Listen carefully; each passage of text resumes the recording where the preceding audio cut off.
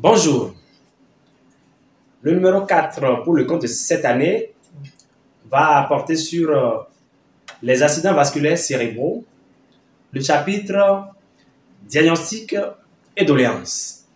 Nous avons intitulé cette rubrique diagnostic et doléances. Alors, lorsque nous parlons de diagnostic dans les accidents vasculaires cérébraux,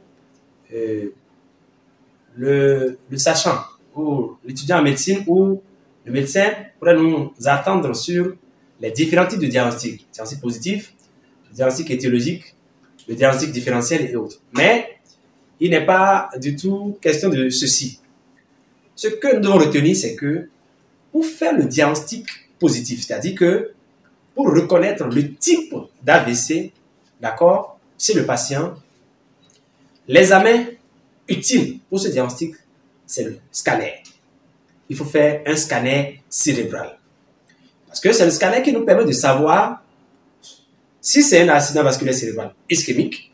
Et dans ce cas, donc, ça veut dire que c'est un canal de sang qui a bouché, d'accord, une artère et qui a créé la lésion, ou c'est un accident vasculaire cérébral hémorragique. Et dans ce cas, c'est une artère qui a peut-être éclaté et le sang gicle dans le cerveau. Vous pouvez voir ça sur les visuels.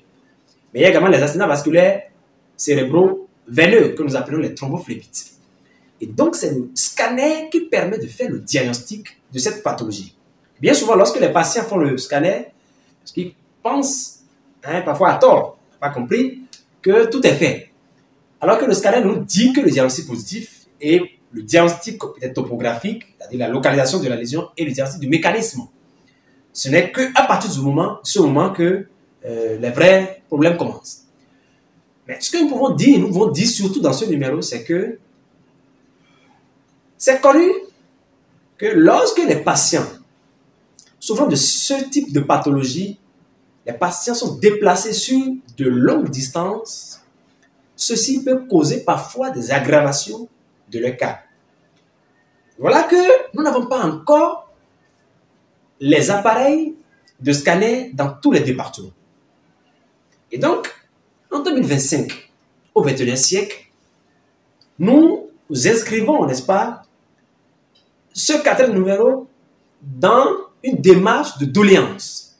Nous voudrons demander à l'autorité de tutelle, notre ministre de tutelle, le ministre de la Santé, parce que nous avons l'occasion effectivement d'assister à une de ces réunions lors de la journée donc, des médecins du Bénin, et la promesse avait été déjà faite. Je pense qu'il va être utile pour nous de faire en sorte que nous ayons un appareil pour le scanner dans chaque département, ou à défaut, dans les chefs-lieux de département. C'est-à-dire, lorsqu'on sait que les départements sont un peu couplés. D'accord? Nous savons qu'actuellement, il y a un scanner dans l'Ouémé, il y en a dans le littoral, il y en a dans l'Atlantique. Il n'y a pas de scanner dans le Zou et le collines. Et donc, les patients, parfois, sont obligés de se déplacer, de faire de grandes distances, jusqu'à venir, soit à Cotonou, ou dans l'Atlantique à Calavi, pour faire le scanner, avec tout le risque, n'est-ce pas, qui est lié à ce type de déplacement. Pour les plus éclairés, et pour les plus nantis, il peut aussi dire, bon, ils font le déplacement de façon médicalisée, avec une ambulance. Mais pour ceux qui ne s'y connaissent pas ou qui n'ont pas les moyens, déjà, pour rassembler les sous pour faire le scanner, c'est déjà pas facile. Puisque le scanner, c'est entre 55 000 et 60 000. Et quand ils ont les moyens, ils arrivent à rassembler les sous pour le scanner, il faut maintenant trouver un chauffeur. Il faut déplacer le patient de façon totalement... C'est des novices. On dépose le patient comme un sac de riz dans la voiture. On fait le trajet avec le risque d'embouteillage. On vient sur le site où il faut faire le scanner. Il faut rester dans la file d'attente. On finit par les recevoir. On finit, on le dépose. Il retourne dans la voiture, un taxi qui va encore faire le chemin de tout. Et parfois, il n'y a pas le compte rendu. Il faut avoir le compte rendu. Ça fait trop de tracasseries pour des patients qui sont dans des situations de détresse neurologique parce qu'il s'agit là du cerveau qui n'est pas l'excellence sur l'organe qui tient tout l'organisme. La réflexion, la marche, la vision, le langage, tout c'est le cerveau, fondamentalement.